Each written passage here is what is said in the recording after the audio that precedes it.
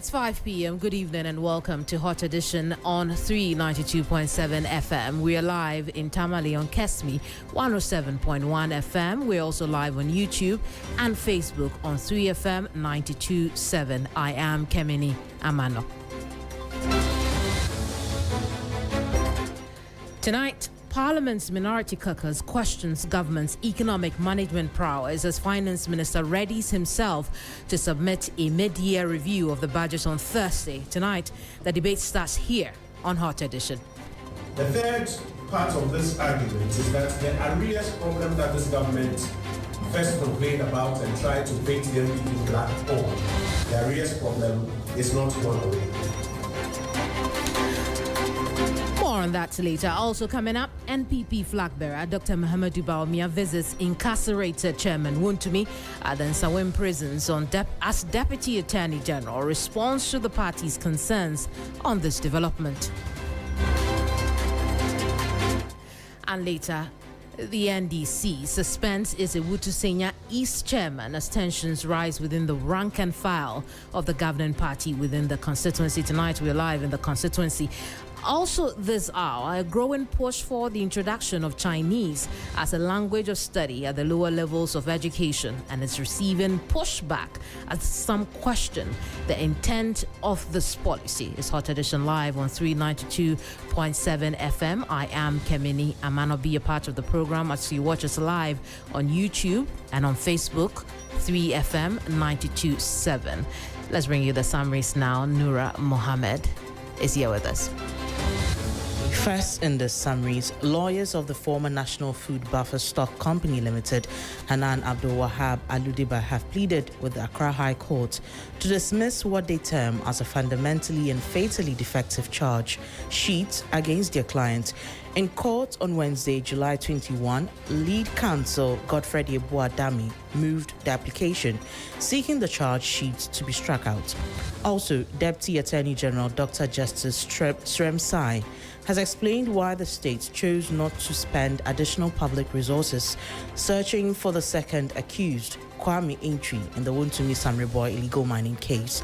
He said prosecutors decided that doing so would have added little value to the prosecution since they suspected that the second accused was not a real human being. Meanwhile, the Criminal Investigations Department CID of the Ghana Police Service has arrested 26 suspects and rescued 33 victims of human trafficking in a series of intelligence-led operations targeting cybercrime syndicates operating in parts of the Greater Accra region. The operations, conducted in Tema, Afienya, and Kwabenya, uncovered criminal networks allegedly involved in cyber-enabled fraud, human trafficking, and related offenses. Also in the summaries, the Domar Poultry Farmers and Eggs Exporters Association has expressed appreciation to the government and key stakeholders following the resumption of egg exports from Ghana to Burkina Faso after months of disruption. The development follows the official lifting of Burkina Faso's ban on Ghanaian eggs after successful bilateral engagements between the two countries, restoring access to a key export market for poultry farmers and traders. And finally, the minority in Parliament has criticized the government's decision to secure a $300 million loan from the World Bank to finance the secondary education transformation for access, relevance, and results for jobs projects. The caucus argues that the loan, which is intended to support the abolition of the double-track system under the Free SHS program, reflects the government's failure to effectively manage the country's finances just 9 months after Ghana's exit from the IMF program. That's it for the summaries. Back to you, Kemi. Thank you very much, Noura Mohammed there with the summaries. Let's get into some big business tonight. Finance Minister Dr. Kasala Tuforsen is set to present the 2026 mid-year budget review to Parliament on Thursday, July 23rd. The mid-year budget review is expected to provide an update on the implementation of the 2026 budget, assess Ghana's economic performance during the first half of the year, and outline any proposed fiscal policy adjustments for the remainder of the year. Now, this review is expected to capture the government's objectives for maintaining the nation's economic recovery, Treasury, bolstering public finances and boosting private sector-led growth during the second half of the year. In addition to evaluating the implementation of the 2026 budget, he's expected to give an update on Ghana's successful completion of the country's external credit facility program and preparations to transition to the IMF's policy coordination instrument. Ahead of that, though, the minority in parliament has challenged the government's economic growth trajectory, arguing that recent growth figures are largely driven by unsustainable measures, including reduced capital expenditure. Here's ranking member on Parliament's Economy and Development Committee, Kojo Opon Nkrumah.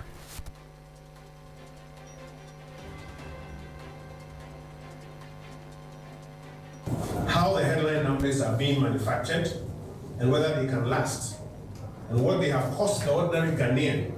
And we'll put three tests to this review. The first is the quality of the 2025 surplus. Now, the government will cite a 2025 primary surplus of 2.6% of GDP on a commitment basis against a target of 1.5%. And they will seek to tell the Ghanaian people that that means that they are managing the fiscal prudently. But we want to sound a caution ahead that it's important to look underneath these numbers.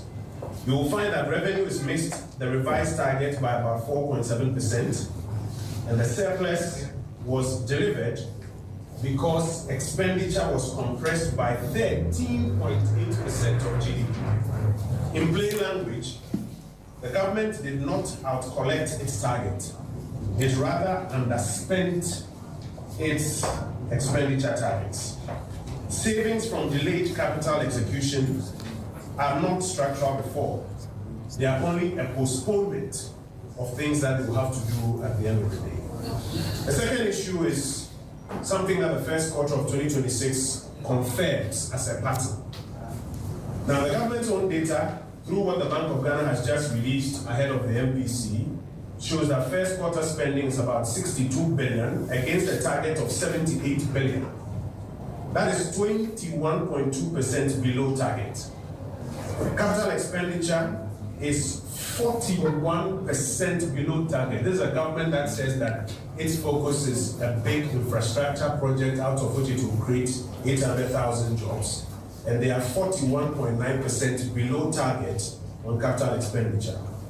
Foreign finance projects is about 0.6 billion Ghana cedis out of 5.3 billion Ghana cedis. Goods and services, 35% below target. Kojo Opon Nkrumah is ranking on Parliament's Economy and Development Committee. Let's get a bit more into the numbers. Wisdom Safo is with our research desk here at 3FM. He's joining us with some details of the numbers as far as our economy is concerned for the last half year of this economy, right? Yeah.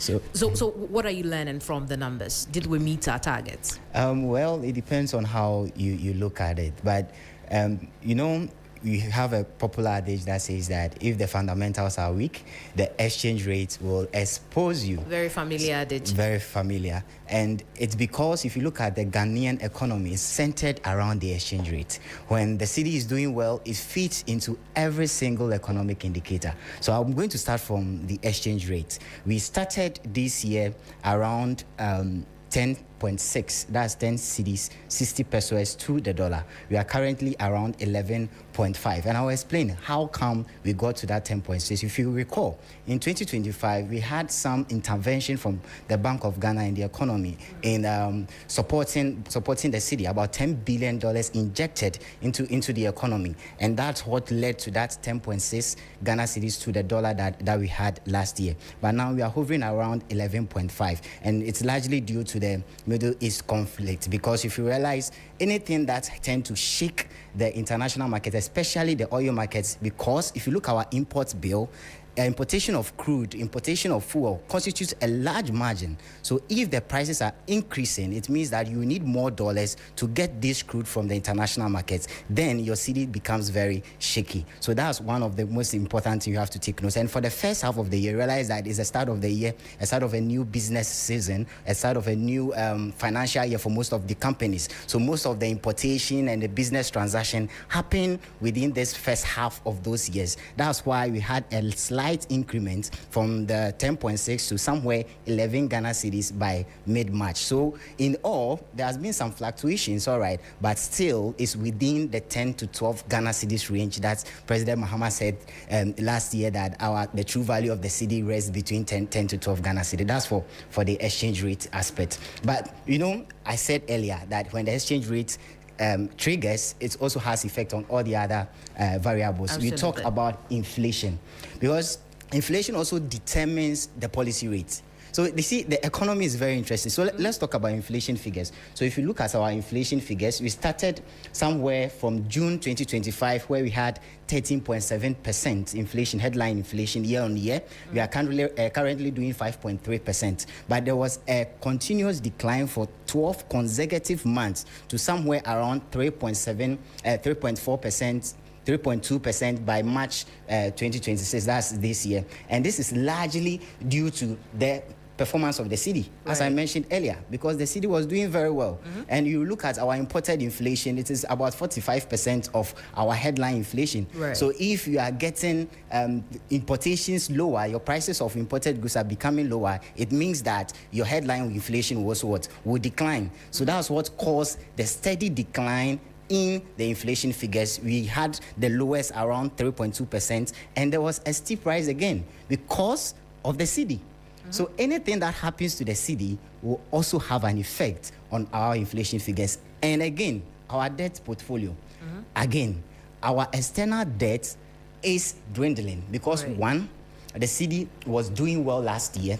And also, the government is also honoring some of its external debt payment obligations. So currently, our total debt, as I checked last night, we have 720.8 billion Ghana cedis. That's the total debt that we have. And the external debt component stands at 341.7 billion, and the domestic debt component stands at 379.1 billion Ghana cedis. It will come down. Our external debt components will come down because this particular figure is for May 2026. But there have been some payments by the finance, by the finance ministry. So going ahead, we have achieved some of our targets, most of them, but it all depends on the way forward, how prudent the government is going to be, how it will position itself, the fiscal and the monetary measures that is going to put in place. That's what will determine whether there will be hikes in the economic indicators or it will remain very moderate. What do the numbers project for the second half of the year? So there have been a lot of projections by these credit agencies, by Fitch and all these credit agencies. But they are rating agencies. They are saying that we will still range, we will still keep this range. We will remain between these bounds, especially for our inflation. We will not cross into the double digits. We also talk about the debt components. We have started paying some of them. We will remain within that 700 range. We will not cross 800 billion Ghana cedis. That's what they are saying. But it's all you never know. You don't know what the direction of the government is going to be. Absolutely. You don't know which route they are going to take. So it's mostly dependent on the monetary direction. Just today, the MPC announced that the MPC rate, policy rate is 14%. Absolutely. And they look at the inflation figures. Policy rates determines the lending rate.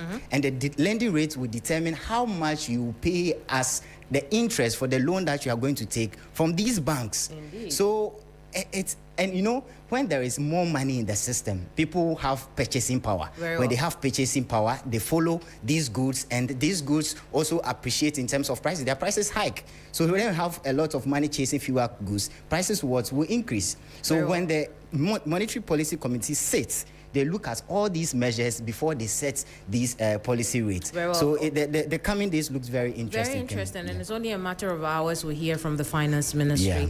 Wisdom Safo is a researcher here at 3FM. Thank you very much for your input into tonight's program. But let's unpack these numbers. Now, you may have heard Wisdom talk about a number of figures. If you're looking to put it all into perspective, we have slapped it on our Facebook live feed You can do so right now if you log on to Facebook and search 3FM 92.7. It's a quarter past top of the hour 5.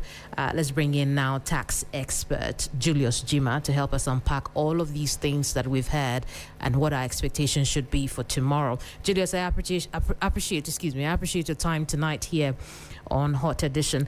But let's look at these key indicators and which ones the Ghanaian people should be paying attention to going into tomorrow. Okay, good evening. Thank you for having me. As usual of budget as a reading and then also the review, the areas to consider will be actual transactions or things that have happened. You know, the main budget gives us a forecast of what is expected to happen in the year.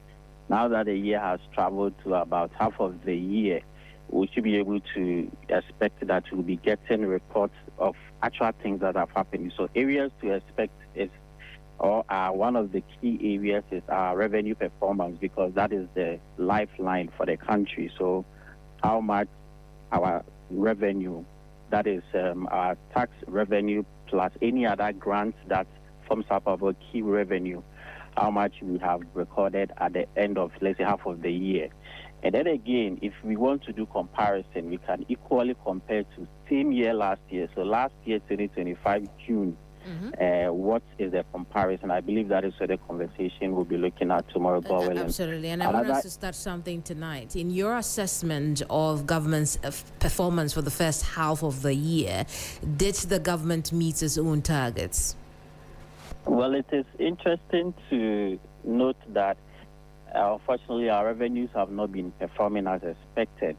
If you look at all the tax handles or the tax type that gives us our tax revenue, it just fell short of the target, and that should stand, or that stands to reason that we are not generating enough revenue in the country. Give us the numbers. What does it look like when you say that the government fell short of its revenue targets? What could have contributed to that? 2 in 1.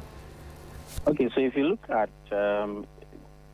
look at government fiscal operations when it comes to the government total revenue and grant. So, for instance, as at March 2026, we are getting about 3.6% of GDP. In terms of, I want to share the data in terms of the nominal value, but these are just the percentages of the GDP. If you look at domestic revenue, we are doing what we have, like I said, 3.6. If you look at what the major basket of the domestic revenue, which is we are doing about 3% of GDP. If these are figures, it permits me to go into my figures. If we look at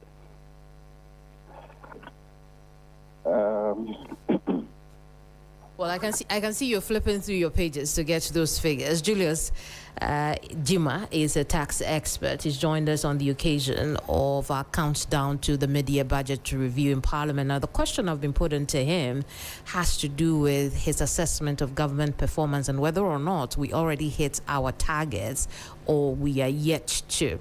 Now, Julius's position is that, look, we may not have hit our revenue targets. He's given us the numbers as to why we have not hit those revenue targets. Julius, do you have the numbers now?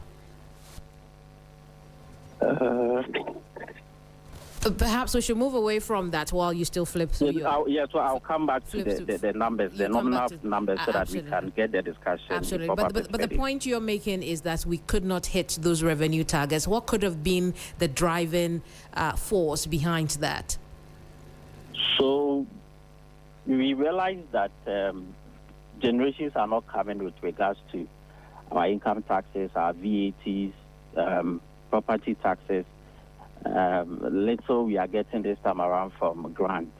And those are the things that we have been discussing over the years as to how we are going to move income taxes and then especially VATs in the country. Mm-hmm. There has been a lot of exercises that the Ghana Revenue Authority have embarked over the last years to make sure that people will now do more compliance and make sure that they are able to get more taxes. I think the finance minister also embarked on an exercise trying to go around all the revenue agencies to make sure that they can collect the necessary taxes as much as needed to be able to support government programs and policies.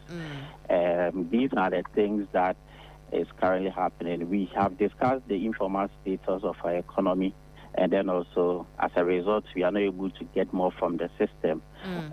Government also has embarked on a lot of exercises when it comes to our debt sustainability. So there wasn't enough fiscal space for government to be able to get, the necessary revenue. Let's not forget that government has also abolished some taxes as a result of, bringing down our revenues. So all of those came together to impact our ability to tick that box for our revenue targets. But is that enough to say, as the minority argues, that the economic growth that the government is reporting is by reduced capital expenditure rather than sustainable expansion? Essentially, what I'm asking is, has the economy grown? And if it has, in the first half year, what were the drivers? Is the minority right when they say that this growth is driven by a government that is not willing to spend? Yeah, so if we go to the real sectors of our economy, realize that in the first half, like as we are referring to, data that has been shared by the Bank of Ghana. So we are looking at our GDP growth went up by 6.4%. That is including oil. Excluding oil, growth rate also went up by 6.3%. Now, if you look at the three areas of the economy that we measure the growth rate, so you're talking about agriculture, industry, and the services. Services grew by 4.0%. Industry also grew by 6.9%. And then, agriculture was down by 4%. The comparison here is that if you compare these figures to same year last year, 2025, that is where the discussions are. For instance, if you come back to June 2025, overall GDP growth rate, including oil, was 6.6%. As again current year, which is 6.4%. And these are data that has been shared by the Bank of Ghana. And then overall GDP growth rate, excluding oil, grew 8.5% last year, same year, as compared to 6.3% current year. If we look at the three areas, agriculture, industry, and services, agric grew by 7.1% last year, and then this year, agric is growing 4%. Same year last year, industry grew 2.4%, and then same year, that is the current year, industry is 6.9%. Services grew 9.5% last year. Yes. Hang in there for me. Is there then the general outlook that, or review rather, because you're looking at the first half of the year, that there was growth as far as the economy is concerned, yes or no? Yes, like I said, there was growth. There was growth. Now, I want us to put that into perspective. We've been interacting with the men and women on the ground at Nima markets to get their perspective on this growth that we talk about. Let's take a listen to them. I'll come back to you. 2 weeks time. Obama a contractor by site. Sisi ayeka say time oba 9th November. No, January contractor by site. Sisi ayewo July. Hwe nchede yegwe woli sabaye. Nti sre na yele sre. Siensa de yem. Yensa yem de yesren. Won for won twa wanyu amba hweta kwade gwe mai. Na ya ha ododo. Yeska nyaale show. Wa na nyipa luwu. Aha ye we nyipa bi amba ha. E diska yi shempo no le show. It's yes, Mr. President, yeah, in there. I wear the Osa cardinary, yeah. Then bring your Makumasi and Makepos, wait, we are so young. Or by young part 24-hour market, or for market second, or find young family. For you, say, Fu and no matter Marcos. And to a moment, what dinner all fair, or Muya be my no Muntu all fair, my so, and my yellow. Yes, you want to a Nufua, Yapano, and Yapra, Cecilia Quanly dear. So, Omunya ready some mobile, at least, or more share maintenance, no more Philip baby access and any day. And my apostle more accidents. An inflation system now, didn't Nakodia. I know at least no yet, but ever fumina. Until men son on Kofumino, by the economic, indicators and the Nina point there, oh ye. But your pocket now on to reflect papa. So my concern is the treasury bills, the exchange rate. It's actually depreciated. So I'll be really glad if our finance minister should tackle that issue, because as students as I am today, when I have some 500 cedis, I would like to invest in treasury bills to get some dividends from that place. But looking at the rate of exchange, it's really, really, really low. The finance minister to look more into the sanitation processes of the nation, because the recent flooding caused a lot of disaster in the nation. I'll tell him that he should let some of the people in position hold more account when it comes to the environment, not only Takrade, but Ghana as a whole. You're listening to Hot Edition here on 392.7 FM, and those were some voices from the Nima market in anticipation of the mid-year budget review tomorrow, Thursday, the 23rd of July, 2026. So let's get into some other stories tonight. Perhaps we'll do that after this break. Don't go away.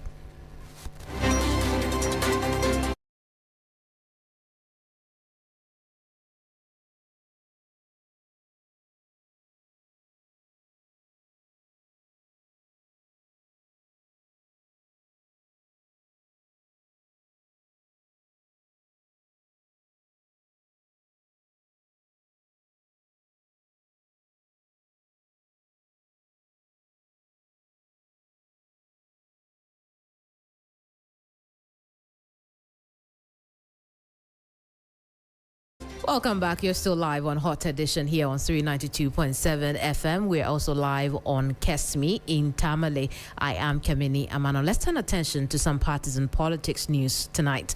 The National Democratic Congress has suspended the constituency chairman for Ewutu Senya East for 5 months, following a petition filed by the area's Member of Parliament, Phyllis Na Koyu Ukuno. The decision was taken by the party's Functional Executive Committee at a meeting held on July 21st, 2026, after considering the petition alongside recommendations submitted by the Central Regional Council of Elders.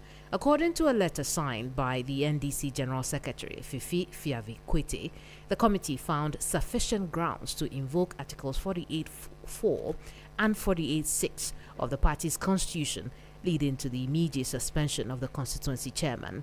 The letter further states that the matter has been referred to the party's National Disciplinary Committee for a full investigation in any further action deemed appropriate under the party's constitution.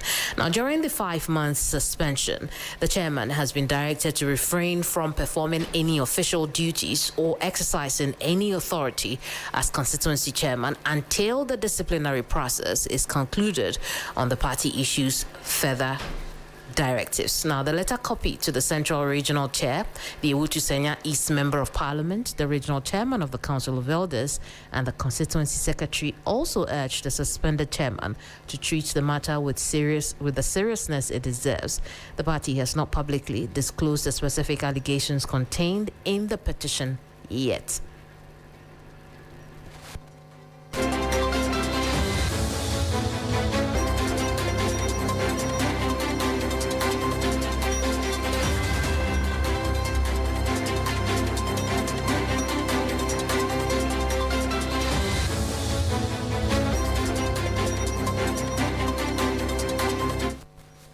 I'll bring you more on that story in a little bit. Right now, however, let's go to a very important story as well. An entourage of NPP stalwarts visited Chairman Wontumi at his new location at the Nsawam prisons earlier today. This entourage was led by the former Vice President, now flag bearer of the NPP, Dr. Mahamadou Bawumia. I want us to have a quick chat on the back of this. Dr.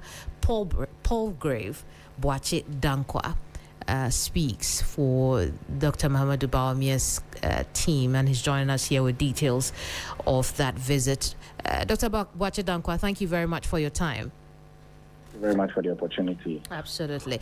Let's talk about this visit. How was Chairman Wontumi?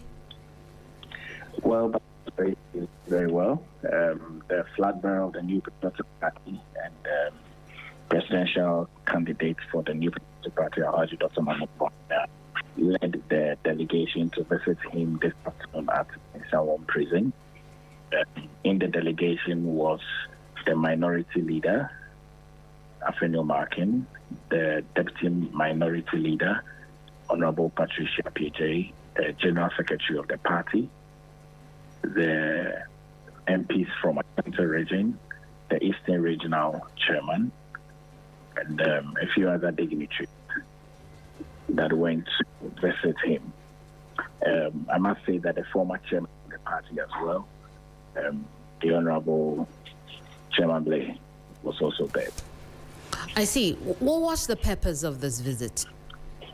Chairman to me is the sitting Ashanti Regional Chairman of the party.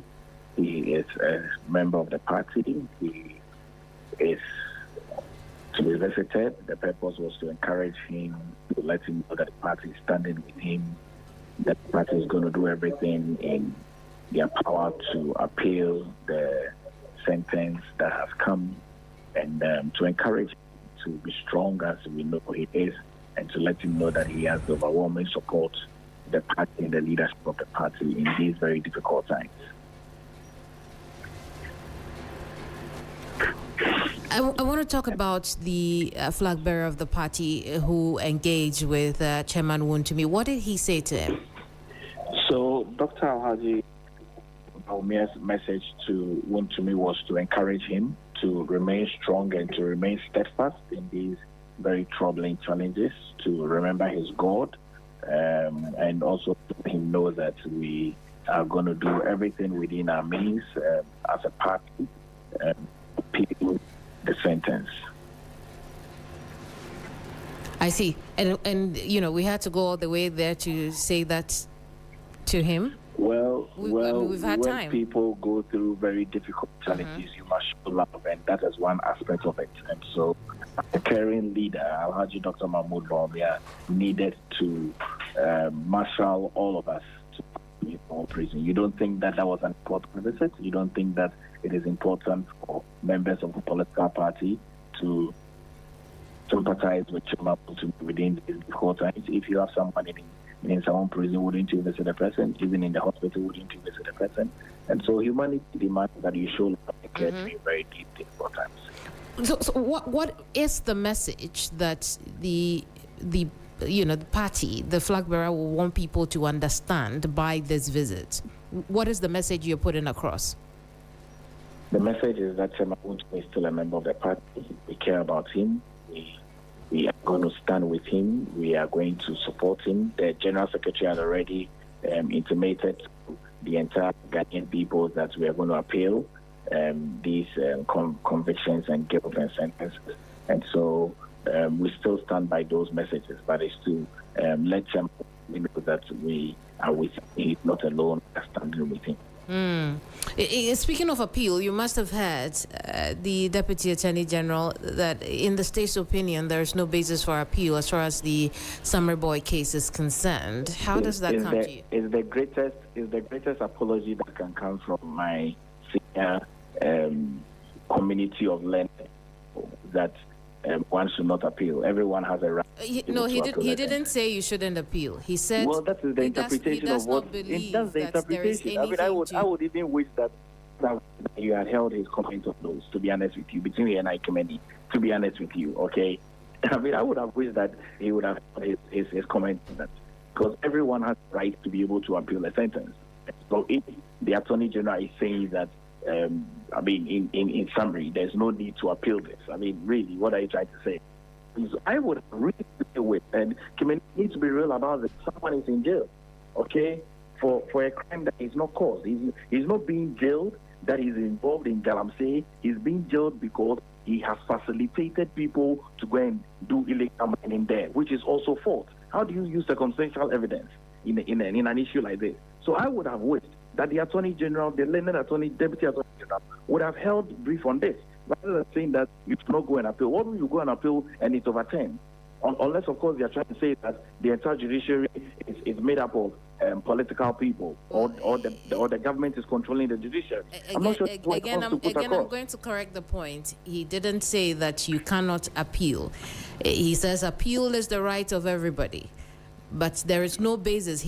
Prosecution does not believe there is any basis. There are implications for what he has said, and there are interpretations for what he has said. If the learned Attorney General says that there are no basis for anyone to appeal, indirectly he's saying that there's no need going to appeal because it will not. That's what he's trying to say. Just like the judge who says that he's not going to ask the Supreme Court to interpret some sections of the Constitution. Dr. Boachidankwa, Dr. Boachidankwa, hold on for me. I want us to listen to Dr. Justice Sremsai in his own words. That cannot be an accurate description of what happened.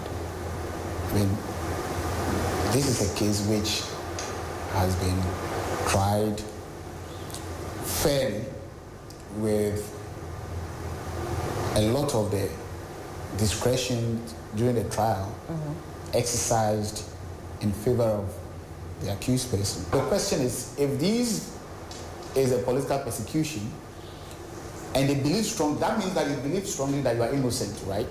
If you are innocent, the manner in which you even conducted yourself to the latter end is as if you knew that you didn't have a defense. And I don't know if you have had the opportunity to read the judgment, but most of the evidence that we have, the pieces of evidence that we have, which the judge relied on, came from their defense. Defense witnesses, the accused person's own comments, his own witness statement, his own police statement. Those were the materials that formed the basis for the conclusion of the judgment. So it will be shocking. It is shocking to me, but that they would say is political persecution. But I understand. What we do, this is politics in a way. I mean, what they are doing is politics. And they issued that statement, or they had a press conference when they had not seen the judgment. So do you expect them, now that they've seen the judgment, they will go back and say what we said was wrong? They would never do that. They would rather double down and say things. But so far, I don't think anyone has pointed to any aspect of the judgment that they believe strongly that is so erroneous. We've had the Deputy Attorney General, Dr. Justice Sremsai, on this matter. He responded, Dr. Boachidankwa, to the NPP's position that this is political persecution. Unfortunately, I'm unable to bring you the sound on. Can you hear me? Can you hear me, Dr. Boachidankwa? Well, it would appear that we've got a very choppy line to Dr. Boachidankwa. I can hear you, Dr. Boachidankwa. Can you hear me? Can you hear me loud and clear? I was in court when the judge was delivering her statement in terms of her judgment, okay? I was in court. I listened to everything. The judgment came out in less than an hour when we left the court, before the press conference was done. Okay? And so if we have read the judgment and we have found loopholes in the judgment, and the learned lawyer Tatiana, together with the party, is going to on an appeal, and the respected Deputy Attorney General says that we have classified this as political imprisonment or political victimization. This statement that he has made, as it relates to the fact that he doesn't see reason why anyone should appeal, okay, by inference, clearly is also a political victimization and politicization.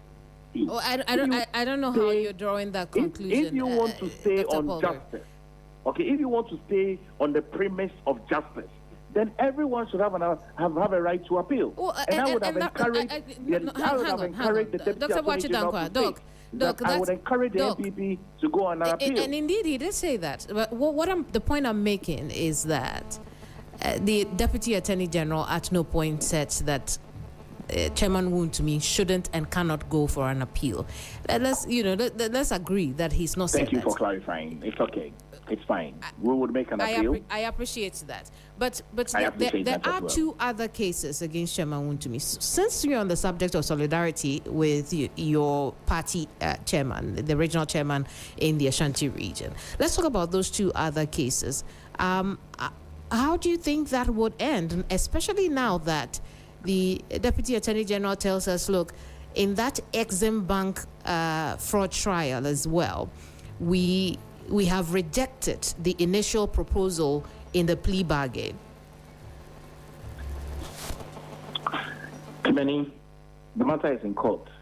I'm not supposed to comment on it. The Deputy Attorney General can have a right to comment on it. Okay.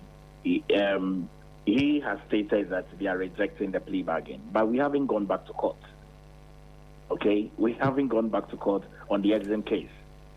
Okay, are you surprised the proposal has been rejected in its initial stage? No, hold on. A proposal cannot be rejected until we have gone back to court. Haven't gone back to court. Okay, and this is a plea bargain between Exim Bank, okay, and Chairman Wontumi. Not between Exim Bank and the Attorney General. Okay? So the Attorney General cannot say that they have rejected it. Well, the Attorney General, hang on. You're making it sound like the Attorney General won't be playing any role at all in this plea bargain. That is not what I'm saying. The Attorney General is prosecuting the case. So if there is going to be a plea bargain, prosecution will play a role in the plea bargain. Absolutely. But a plea bargain is between Chairman Wontumi and Exim Bank. Well, that is why the court. Yes, because there's a lawyer from Exim Bank who comes to court. I've been following this case. I don't doubt that. And you think that between now and the next court hearing... Hold on. There is a lawyer who comes to court on behalf of Exim Bank, who works with Exim Bank as a lawyer. So the law says give them 30 days. The first was 14 days that was given by the judge. Then we came back to court and the judge said, the lawyer said, we haven't arrived at a conclusion yet, and gave an extra 2 weeks to go and have the plea bargain conversations. We haven't yet come back to court. So why is the Attorney General saying that they rejected? Read between the lines. Kimani, read between the lines. Read between the lines of what is happening.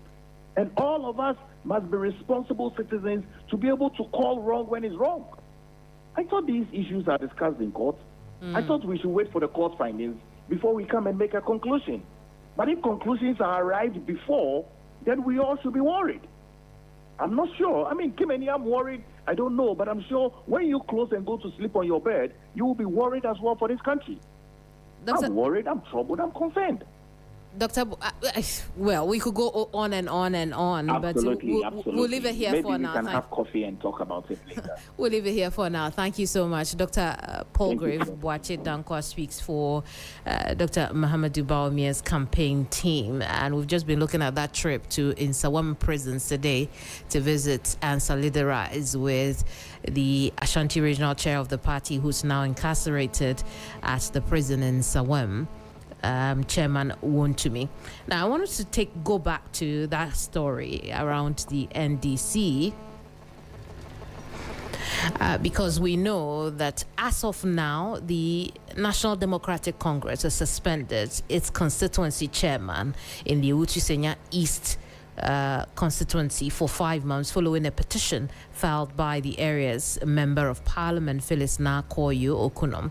The decision was taken by the party's Functional Executive Committee at a meeting held on July 21st, 2026, after considering the petition alongside recommendations submitted by the Central Regional Council of Elders. Let's stay on the subject and bring in now Otim Papi, who's the NDC Secretary for the Ewutu-Senya East constituency. Otim, good evening to you. Good evening, Kamani. Let's talk about this suspension of Chairman Ejare. How does that come to you? Well, Kamani, as the constituency secretary, I am quite surprised at the turn of events. Simply because you would have expected that some adjudication processes would have been kicked in, that the entire constituency would have been aware, people involved would have been aware that there is a certain process going on. None of that was seen or was heard until this afternoon that we got the suspension letter. So it comes as a shock to most of us. But when you read the statement, it says, look, based on the petition filed by the MP for the area, Phyllis Okuno, there is enough basis to invoke aspects of the party's constitution to suspend him pending those investigations. Did you not know that aspect of your constitution that has been invoked right now? Did you not know about it? No, but Kameni, this is it's more like an adjudication process. Somebody presents a petition, or the honorable member presents a petition. The rules of natural justice says give at least those who are mentioned in the petition a hearing. It's basic. But I'm telling you, as the constituency secretary, I have not received any indication that, okay, my name was also mentioned in the petition, but nobody has spoken to me. I've not been called to any adjudication process. I've not been invited to any hearing. I hope you get the surprise. Very well. I can understand what you mean, but going back a little further, do you even know why or what was in that petition that the Member of Parliament filed to the Functional Executive Committee? That's exactly my point. That is exactly my point. Are you telling me that you do not know what the problem could be between the MP and Chairman Ejare, which has been going on for at least 8 months now? No, Kamani, I would not dispute the fact that there are tensions, there are issues, but as to a formal petition against the chairman, myself and other executives of the constituency, we had no idea. I'm just reading the letter. In fact, I was reading the letter when your producer called me. I see. So I guess then the constituency is blind to why the Functional Executive Committee will take such a decision. But what now? Well, there are processes that must be followed internally. We intend to follow up with region, because ideally this situation should have been handled at region. The regional FEC will call. I mean, disciplinary processes have gone on in this party. I've been in this party 2004, 2005. Disciplinary processes have taken place.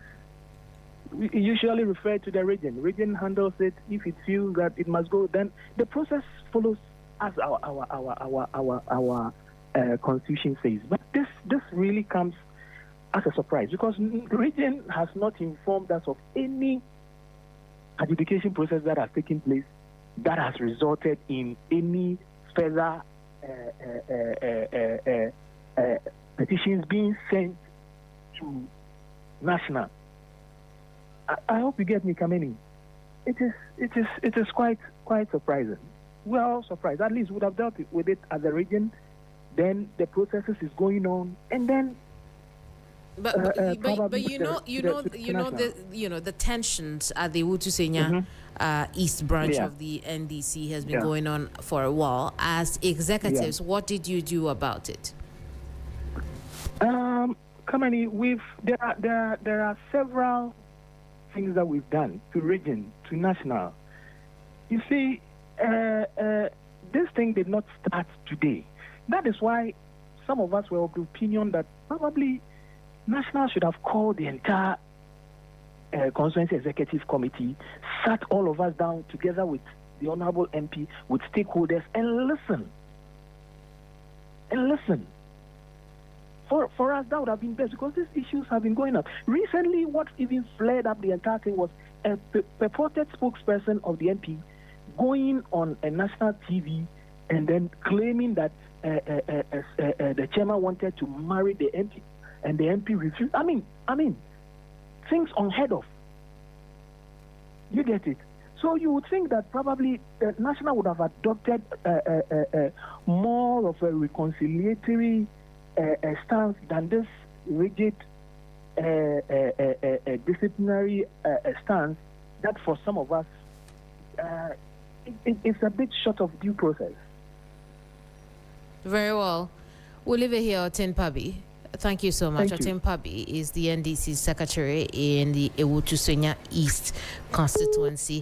He's been telling us that they are disappointed by the recent statement suspending Chairman Stephen Ejare in that same constituency. Let's turn attention to education now. The Ministry of Education has approved a revised national curriculum that makes teaching Ghanaian languages compulsory from kindergarten through primary 3. The curriculum also makes it mandatory to teach Chinese in schools. Government says the policy is aimed at improving pupils' understanding of lessons, boosting literacy, and enhancing critical thinking at the foundational level. The directive follows a comprehensive review of the basic school curriculum by the National Council for Curriculum and Assessment, NACA. The revised curriculum also recommends the introduction of additional foreign languages, including Chinese and French, to broaden students' global competencies, Education Minister Haruna Iddrisu has given the Ghana Education Service 1 week to begin implementing this new curriculum.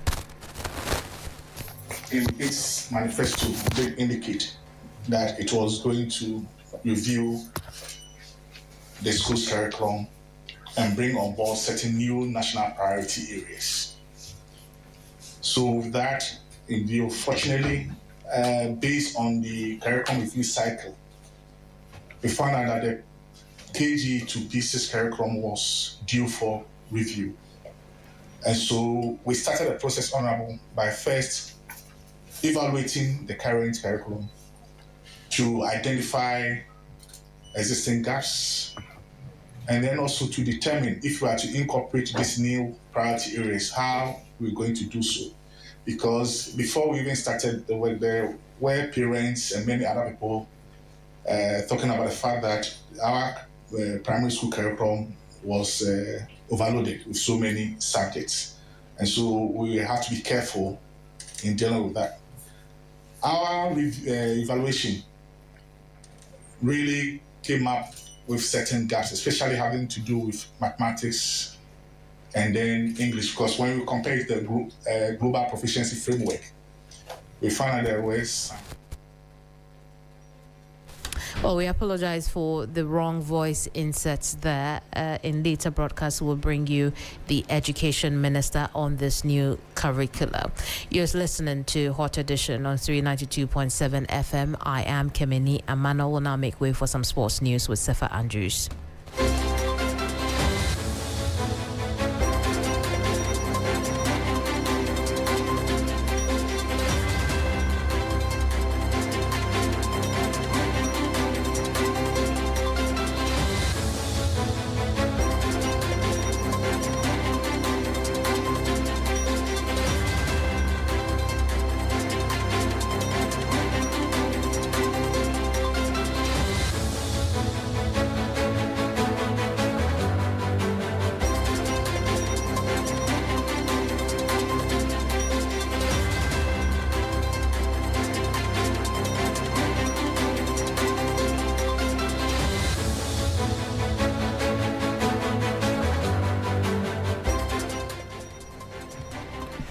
Hello, good evening and welcome to the sports segment here on Hot Edition on 3FM 92.7.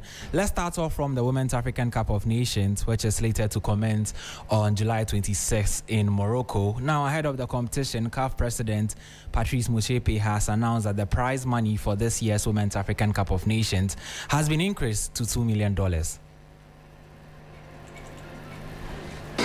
We have increased the prize money of the WAFCON by 900%. It's unbelievable. 900 for the women. And that's why I say you can make all sorts of promises and say all of these nice things. If you don't back them up with quantifiable, visible, and as they would say, touchable, they want to sort of feel it and want to touch it. So we've increased the prize money by 900%. Last year, when I became president, the winner of the women's competition got 200,000. And then we got it to 1 million. Now they get 2 million. So you win. We've increased the prize money for the winner by 100%. We've increased the overall, the money that so the winner gets 2 million, which has been increased enormously, and you'll get it, don't worry, you'll get it in the document. But we've also increased by 495%. And so that was CAF President Patrice Motsepe speaking. Still on women's football, Black Queens defender Emefate is also set to make her debut appearance at the 2026 Women's African Cup of Nations. Now, the defender has excelled in the area of academics, adding more sheen to her on-field performances. My colleague Akosieje tells her story in the following report. When national U20 defender Alexander Emefate arrived in Accra for the World Cup qualifiers, she was effectively keeping a double schedule. It was a schedule that included training, but also making time for her schedule at Stanford University. The 19-year-old is a first-year international relations student at the Ivy League school, in addition to her burgeoning football career. Education, I think, certainly getting my degree, and that's always been the first aim above all else, is education first, and so that's why I'm in school now. And then with football, I think that obviously I want to play at the highest level. I think it would be a dream to play in a Champions League match, and I also think that, playing in a World Cup, obviously we're aiming to qualify here for the Under-20 World Cup, and I've been fortunate to play one of those before as well. But a Senior World Cup and an Olympics would be also incredible. Tay's story is familiar for many sports women.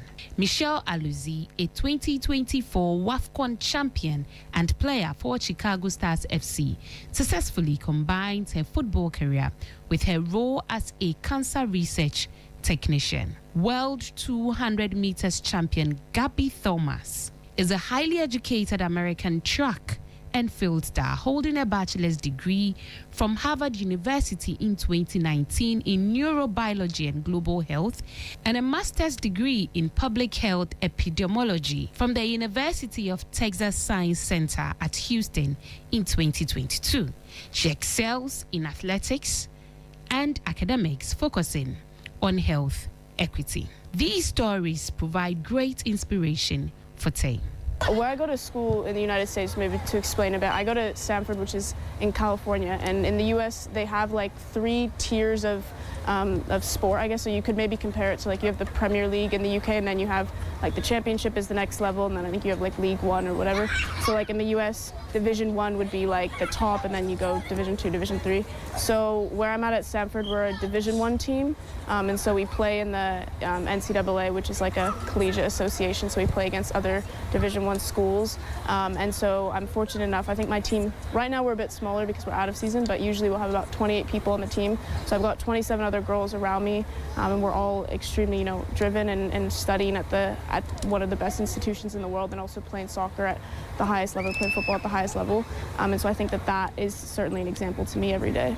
Born to a Ghanaian mother, MFI is grateful to have the opportunity to represent her motherland and hope she has a long international career. I am very fortunate, as always, to be called in with the under-20s. I was fortunate to have an opportunity with the Queens, with the senior team back in February, March in Dubai, which was a bit of a crazy time. But yeah, I'm always grateful to be here and to compete for my country. It's a special moment, obviously, to make your senior debut. I think once you step on the pitch, it's kind of like, and everyone says this, but it really does feel like another match. But it's a moment that you kind of have to take in and just recognize that there have been so many people that have supported you to getting to that point. And so I'm grateful for all of those people, and hoping to continue to push for more there. So. In a world where women are breaking frontiers, Emefate Alexander is on her way to be establishing herself as one of the elite female footballers and a scholar in her academic field. And so that was a comprehensive report put together by my colleague Akosieje on MFAT, bringing an end to the sports segment here on Hot Edition on 3FM 92.7. My name is Andrew Sifa Bamvo.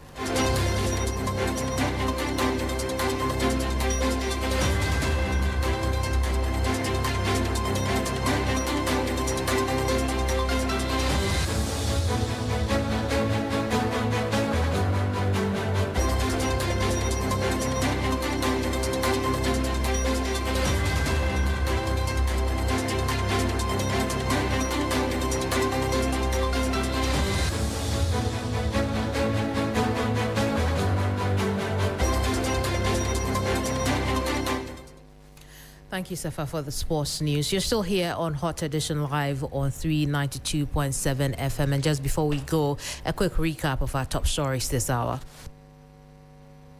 In short, because